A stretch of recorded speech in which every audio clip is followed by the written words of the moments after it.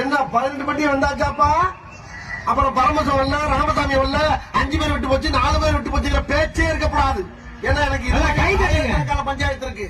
ஒரு மனுஷன் ஒரு தடவை வந்தாச்சுன்னா அப்படியே கப்படி யூஸ் பண்ணிக்கணும், புரியுதா?